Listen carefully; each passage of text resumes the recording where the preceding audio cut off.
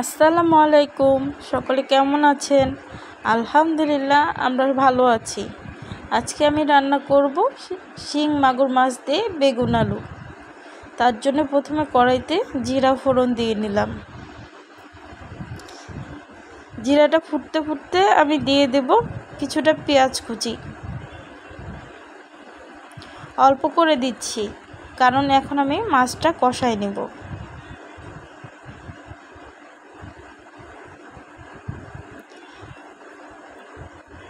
এখন এখানে দিয়ে দেব আমি মরিচের গুঁড়া 1 চামচ পরিমাণ, দিয়ে দেব হলুদ গুঁড়া 1 চামচের একটু বেশি। মশলাটা নেড়ে দিচ্ছি যেন পুড়ে না যায়। মশলাটা নাড়া শেষ হলে এখন আমি এতে দিয়ে দেব লবণ আর টমেটো কুচি।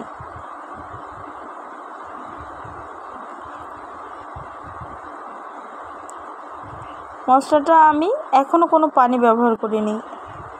এখন পানি দিয়ে এতে দিয়ে দেব কিছুটা জিরা বাটা।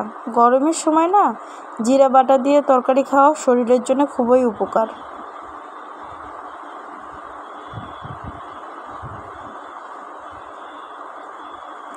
আর এ ধরনের ঝোলে তো জিরা বাটা অসম্ভব ভালো লাগে।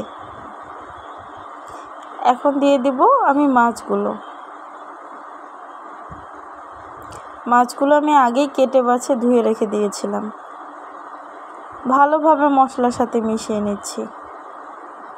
এতে আর আমি এখন কোনো পানি ব্যবহার করব না। সামান্য কিছু মরিচের ফালি দিয়ে আমি ঢেকে অপেক্ষা করব মাছগুলো 80% কুক হওয়া পর্যন্ত।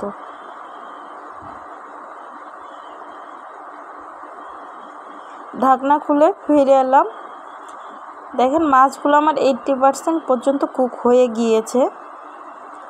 তাই আমি ভালোভাবে আবার মশলার সাথে কষায় নিচ্ছি।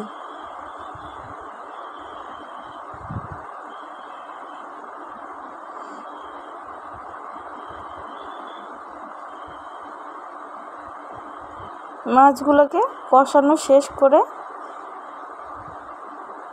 এগুলোকে আমি তুলে রাখবো। পরে আমি তরকারির ঝোলে ব্যবহার করব। আমি আর একটু সময় নিয়ে দেখলাম মশলা টেনে নিয়েছে মাছে। এখন আমি মাছগুলোকে উঠাই নিচ্ছি। সাথে কিছু মশলাও থাকবে, থাক, সমস্যা নেই।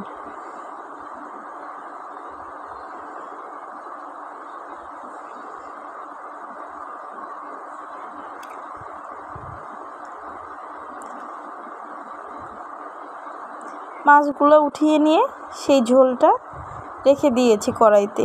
এতে আর কিছু মশলা অ্যাড করব।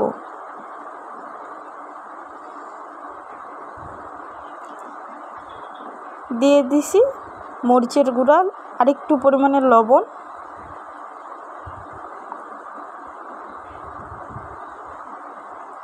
দিয়ে আবার ভালোভাবে মশলাটা কষায় নিচ্ছি। এবার দিয়ে দেব কেটে রাখা বেগুন আলুগুলো। আমি ঠিক মাছের মতন করে বেগুন আলুগুলো কেটে নিয়েছি। বেগুন আলুগুলোকেও আমি মাছের মতো করে কষিয়ে নেব। অনেক সময় বেগুনের গন্ধটা থেকে যায় তরকারিতে, তাই আমি বেগুন আলুগুলোকে কষাই নেব। দেখেন বেগুন আলুগুলো কষানো হয়ে গিয়েছে, কি সুন্দর তেল ছেড়ে এসেছে।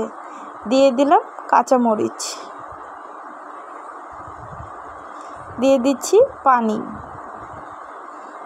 ঝোলের জন্য পানি দিয়ে দিচ্ছি।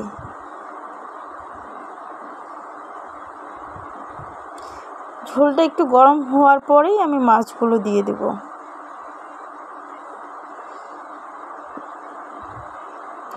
এখন মাছগুলো দিয়ে আমি ফুটতে দেব বেশ কিছুক্ষণ সময়ের জন্য।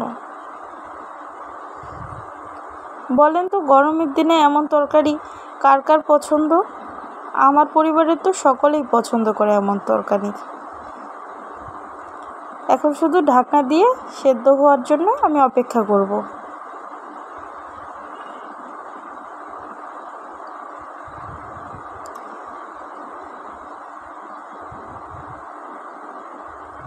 বেশ খানিকটা ঝোল রাখার চেষ্টা করেছি। আপনারাও কি এমন ঝোল খান? কি সুন্দর টকবক করে ফুটছে। এ সময় দিয়ে দিলাম আর একটু পরিমাণে জিরার গুঁড়া, ভাজা জিরার গুঁড়া। এটা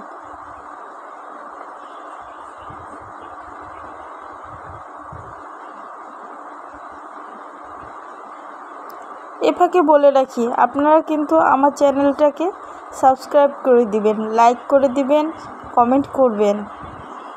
আপনাদের কমেন্ট আমি খুব পছন্দ করি। আল্লাহ হাফেজ, ভালো থাকবেন।